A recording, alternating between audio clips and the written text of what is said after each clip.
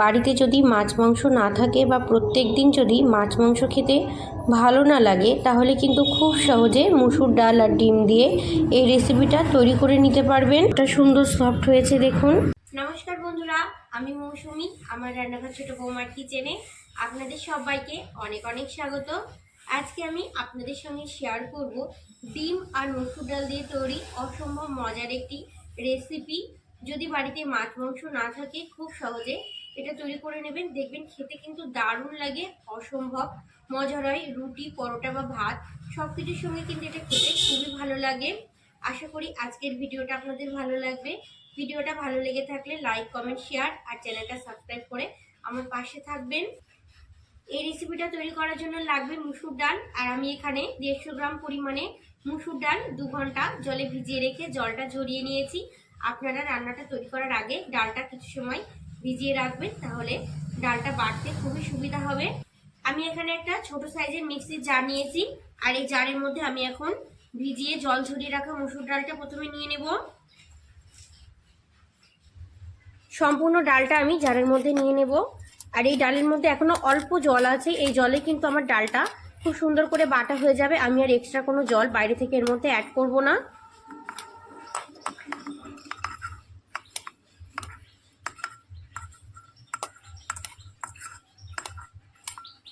ঢাকনাটা আটকে একটু মিক্সিতে ঘুরিয়ে নেব। দেখুন খুব সুন্দর করে বেটে নিয়েছি।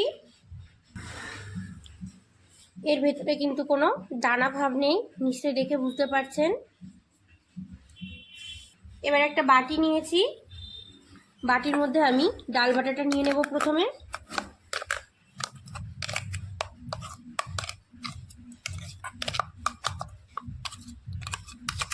আমি এখানে 2টো ডিম নিয়েছি।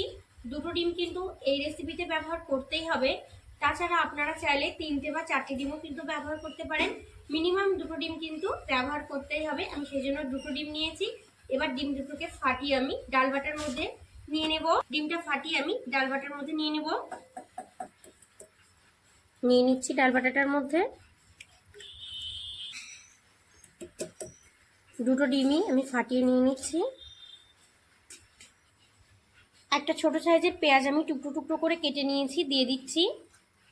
2টো কাঁচা লঙ্কা কুচিয়ে নিয়েছি, দিয়ে দিচ্ছি। আপনারা ঝালটা বুঝে দেবেন। 4 থেকে 5 কোয়া রসুন আর হাফ ইঞ্চি মতো আদা আমি একটু থেতো করে নিয়েছি, দিয়ে দিচ্ছি।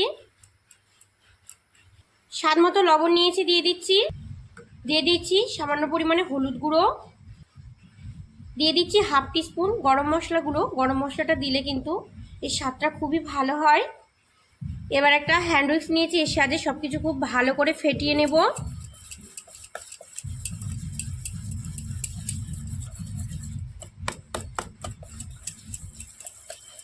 দেখুন ডাল বাটার সাথে আমি সবকিছুকে খুব সুন্দর করে মিশিয়ে নিয়েছি। ডাল আর ডিম দিয়ে যে মিশ্রণটা আমি তৈরি করেছি, সেই মিশ্রণটা এবার ভেজে নেব। সেই জন্য গ্যাসের উপর একটা ফ্রাই প্যান বসিয়ে দিয়েছি। ডাল আর ডিমের মিশ্রণটা আমি সর্ষের তেলেই ভাজবো, সেই জন্য ফ্রাইং প্যানের মধ্যে কিছুটা পরিমাণ তেল দিয়ে দিচ্ছি। তেলটাকে এবার চারিদিকে এইভাবে একটু ঘুরিয়ে নেব। তেলটা কিন্তু খুব সুন্দর করে গরম হয়ে গেছে। ডাল আর ডিমের মিশ্রণটা এবার আমি দিয়ে দিচ্ছি।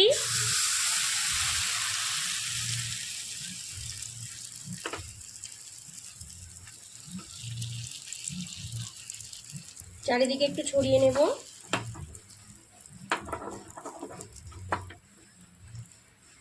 মিডিয়াম আছে আমি এবার 4 থেকে 5 মিনিট একটা পাশ ভেজে নেব। যখন নিচের দিকটা হয়ে আসবে, তখন কিন্তু ওপরের দিকটাও খুব সুন্দর করে শুকিয়ে আসবে, অনেকটা কিন্তু টেনে যাবে। একটা পাশ খুব সুন্দর করে দেখুন ভাজা হয়ে গেছে, ওপরটাও কিন্তু অনেকটা টেনে এসেছে। এবার একটা খুন্তি নিয়েছি, আমি খুন্তির সাহায্যে এটাকে আলতো হাতে একটু উল্টে দেব।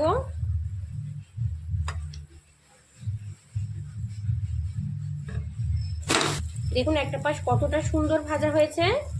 হালকা করে আবার একটু সাইড থেকে তেল দিয়ে দেব, তাহলে অপর পাশটাও খুব সুন্দর করে ভাজা হয়ে যাবে। আপনারা যদি খুন্তির সাহায্যে কাজটা না করতে পারেন, তাহলে এর উপর একটা প্লেট চাপা দিয়ে উল্টে দিতে পারেন, সেক্ষেত্রেও কিন্তু কাজটা খুব সহজ হবে। এবার একটা প্লেটের উপরে আমি নিয়ে নিচ্ছি। কতটা সুন্দর তৈরি হয়েছে দেখুন। এবার এটাকে আমি কিছু সময় রেখে এইভাবে ঠান্ডা করে নেব। এই রান্নাটা একটু আলু ব্যবহার করলে খেতে ভালো লাগে, সেই জন্য দুটো মিডিয়াম সাইজের আলু আমি ছোট টুকরো করে কেটে নিয়েছি। এবার আলুগুলোকে ভেজে নেব। কড়াইয়ের মধ্যে আমি এবার সরষের তেল দিয়ে দিচ্ছি। তেলটা একটু বেশি করেই দেব। কেটে ধুয়ে রাখা আলুগুলোকে এবার ভেজে নেব। আলুগুলোকে দিয়ে দিচ্ছি, আর তেলটা একটু বেশি করে দিয়েছি। এই তেলেই আমি পুরো রান্নাটা করে নেব।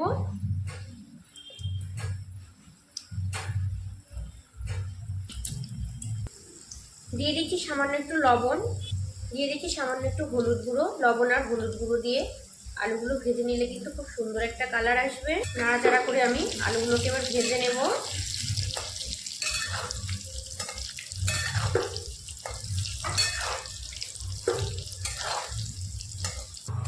উল্টে পাল্টে নাড়াচাড়া করে দেখুন আমি আলুগুলোকে খুব সুন্দর করে ভেজে নিয়েছি।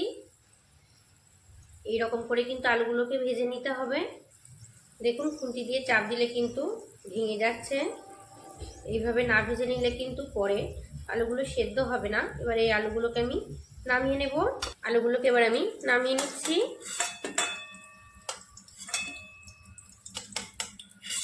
ফোড়নের জন্য এখানে নিয়েছি একটা তেজপাতা, 1 চামচ পরিমাণে গোটা জিরে, একটা শুকনো লঙ্কা, সামান্য একটু দারচিনি, দুটো এলাচ, দুটো লবঙ্গ দিয়ে দিচ্ছি।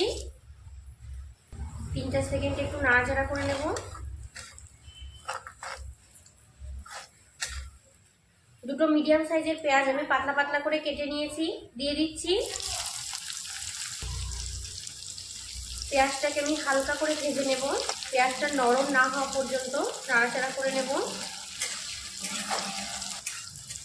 টাইম নিয়ে কিন্তু পেঁয়াজগুলোকে খুব সুন্দর করে ভেজে নিতে হবে। তবে কিন্তু ভেজে লাল করা যাবে না, তাহলে কিন্তু পেঁয়াজগুলো থেকে খুব সুন্দর করে গ্রেভি তৈরি হবে না। লো টু মিডিয়াম আছে নাড়াচাড়া করে পেঁয়াজগুলোকে আমি ভেজে নেব। পেঁয়াজগুলোকে দেখুন খুব সুন্দর করে ভেজে নিয়েছি। নিশ্চয়ই দেখে বুঝতে পারছেন পেঁয়াজগুলো কিন্তু খুব সুন্দর করে নরম হয়ে গেছে। মশলার জন্য আমি এখানে নিয়েছি 1 ইঞ্চি পরিমাণে আদা, 5টা কাঁচা লঙ্কা, ঝালটা আপনারা বুঝে দেবেন। 1/2 চামচ পরিমাণে নিয়েছি গোটা জিরে, আর একটা টমেটোকে আমি টুকরো করে কেটে নিয়েছি। এবার একটা মিক্সিং কন্টেনারের মধ্যে দিয়ে একটু ঘুরিয়ে নেব। মিক্সির কন্টেনারের মধ্যে আমি এই মশলাগুলোকে এবার নিয়ে নিচ্ছি। প্রথমে টমেটোটা নিয়ে নিচ্ছি, দিয়ে দিচ্ছি আদা, দিয়ে দিচ্ছি কাঁচা লঙ্কা, আর দিয়ে দিচ্ছি 1/2 চামচ পরিমাণে জিরে। দিয়ে দেবো সামান্য পরিমাণে জল। এবার ঢাকনাটা আটকে মিক্সিতে একটু ঘুরিয়ে নেব। দেখুন আমি খুব সুন্দর করে বেটে নিয়েছি। মিক্সিতে বেটে নেওয়া মশলাটাকে আমি দিয়ে দিচ্ছি।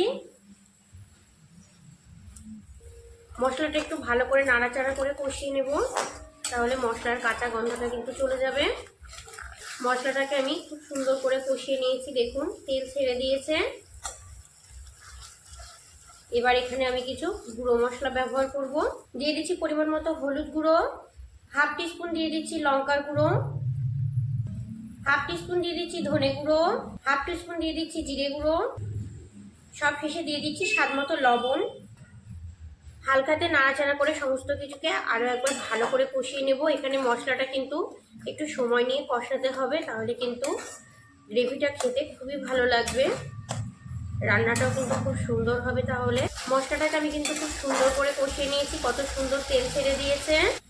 যে আলুগুলোকে আমি আগের থেকে ভেজে রেখেছিলাম এবার দিয়ে দিচ্ছি। আলুগুলো মশলার সঙ্গে একটু ভালো করে নাড়াচাড়া করে নেব।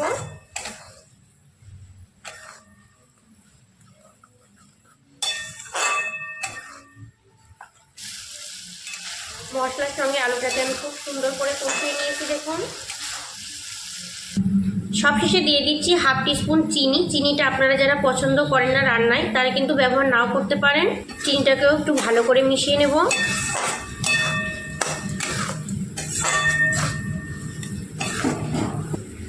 আলুটাকে একটু সময় নিয়ে আমি মশলার সঙ্গে ভালো করে কষিয়ে নেব।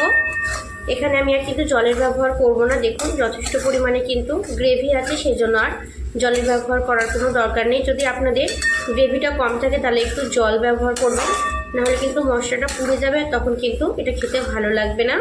ডিম আর মসুর ডাল দিয়ে যে ধোকাটাকে আমি রেডি করে রেখেছিলাম সেটা কিন্তু এখন পুরোপুরি ঠান্ডা হয়ে গেছে। এবার একটা ছুরি নিয়েছি, ছুরির সাহায্যে আমি ছোট ছোট টুকরো করে কেটে নেব।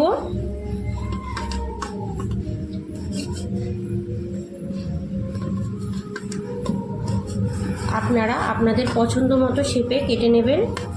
আমি একটু চৌকো করে কেটে নেব।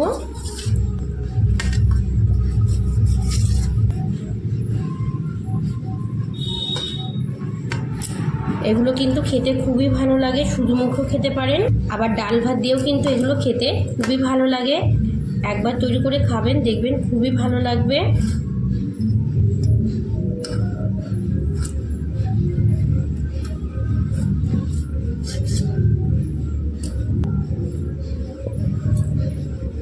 দেখুন কতটা সুন্দর তৈরি হয়েছে, কতটা সফট হয়েছে। ধোকাগুলোকে কেটে আমি একটা প্লেটের মধ্যে নিয়ে নিয়েছি। দেখুন কতটা সুন্দর তৈরি হয়েছে। আলুটাকে আমি মশলার সঙ্গে খুব সুন্দর করে কষিয়ে নিয়েছি। দেখুন দিয়ে দিচ্ছি 1 বাটি পরিমাণে গরম জল। ঝোলটা দেখুন খুব সুন্দর করে ফুটে গেছে।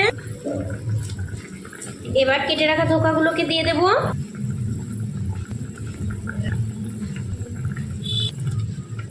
এবার ঢাকা দিয়ে আমি রান্নাটা করে নেব। রান্নাটা কিন্তু আমার প্রায় শেষের দিকে। আর ধোকাগুলো কতটা সুন্দর ফুলে উঠেছে দেখুন, নিশ্চয়ই দেখে বুঝতে পারছেন যে ধোকাগুলো কতটা সুন্দর ফুলে উঠেছে। সব শেষে ওপর থেকে দিয়ে দিচ্ছি 1/2 চামচ পরিমাণে গরম মশলার গুঁড়ো। এটা দিলে কিন্তু খুবই ভালো লাগবে খেতে। হালকা হাতে নাড়াচাড়া করে একটু মিশিয়ে নেব। কালারটা কতটা সুন্দর এসেছে দেখুন। একটা প্লেটের মধ্যে নিয়ে নিয়েছি। দেখুন ডালনাটা কতটা লোভনীয় দেখাচ্ছে।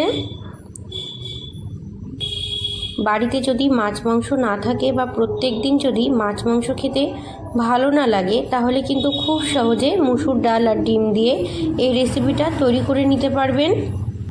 ধোকাগুলো কতটা সুন্দর সফট হয়েছে দেখুন, নিশ্চয়ই দেখে বুঝতে পারছেন। একবার এইভাবে ধোকার ডালনাটা বানিয়ে নেবেন, দেখবেন খুবই ভালো লাগবে। আমার আজকের তৈরি মুসুর ডাল আর ডিম দিয়ে এই ধোকার রেসিপিটা যদি আপনাদের ভালো লেগে থাকে, অবশ্যই ছোট্ট একটা কমেন্টে জানাবেন। ভালো থাকবেন আপনারা সবাই, সুস্থ থাকবেন। আজ এই পর্যন্তই, টাটা।